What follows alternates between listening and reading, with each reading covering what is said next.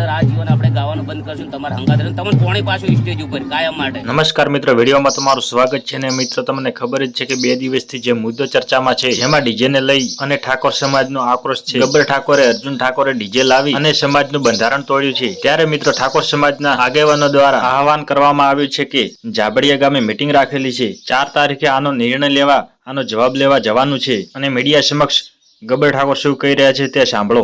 પણ ઘણું બધું એક જ ડીજે એકલા બંધ કરવાથી પ્રગતિ થાય એવું નથી. ઘણા બધા બંધા કરવાના છે.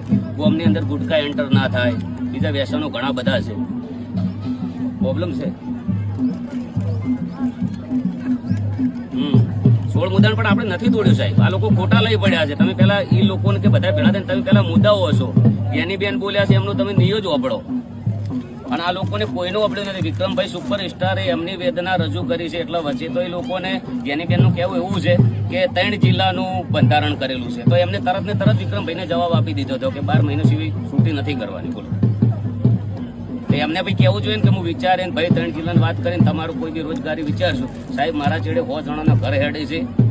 જે ઇન્સ્ટ્રુમેન્ટ વગાડે છે એ લોકોની 20-20 વર્ષની મહેનત છે. એ લોકો ફોન કરીને મને રોવે છે, એમની વેદના કે છે કે ગબ્બરભાઈ અમારું શું થાય.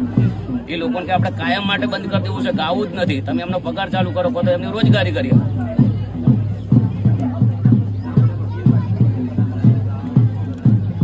તો પછી બધાએ બંધ કરવા જોઈએ. લગ્ન પૂરતું બંધ શું કારણ?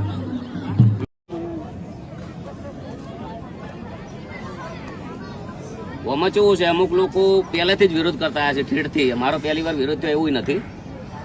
ગમે તે રીતે કોઈકનો કોઈ પ્રોબ્લેમ ગોતતા હોય છે. આ લોકોને બંધારણ કરવું હોય તો સાહેબ 1000 છોકરા એવા છે સોશિયલ મીડિયાની અંદર જે નેગેટિવ શબ્દો બોલે છે જાહેરમાં, અને એનાથી લગભગ હજારો છોકરા બગડે છે.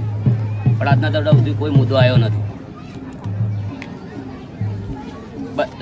ના, અમારા વિરોધ દરેક કોઈ બીને ગમે તે રીતે નેગેટિવ બોલતા હોય છે. એવા લગભગ ઘણા બધા છે સમાજના છોકરા. પણ આજના દાડાથી કોઈ નેતા કે કોઈ આગેવાન કે કોઈ સમાજનો વ્યક્તિ એવું બોલ્યો નથી કે તમે સોશિયલ મીડિયા. Thank you. તમારો પણ ખૂબ ખૂબ આભાર. મારો જે વેદના હતી રજૂ કરી, અને સમાજને ખાસ કહેવા માંગુ છું કે હું કોઈ સમાજ વિરોધ નથી બોલતો. મારી લાગણીઓને સમજજો. તમારો આ નામ એક વ્યવસ્થિત રીતે જવાબ આપજો. કોઈ સમાજ વિરોધમાં બોલ્યો નથી, આજે નહીં બોલવાનો. સમાજ વિરોધ આપણે જ્યાં નથી જવાનું નથી. પણ છેલ્લો પ્રશ્ન કહી દઉં છું કે બધા ભેળા તો એક સારી મિટિંગ કરો, અને કોઈ બી એક પક્ષ પકડો તો સમાજની એકતા થાય. અને એના અંદર આ જીવન આપણે ગાવાનું બંધ કરશું, તમારે હંગાત તમને કોણી પાછું સ્ટેજ ઉપર કાયમ માટે. પણ બધા એક તો પછી જોઈએ કે અમારું બંધારણ તમે પાડશો, પણ તમે તમારું બંધારણ જેવું પાડો. બધાને જય બાબારી, જય રોમાધણી, જય કર.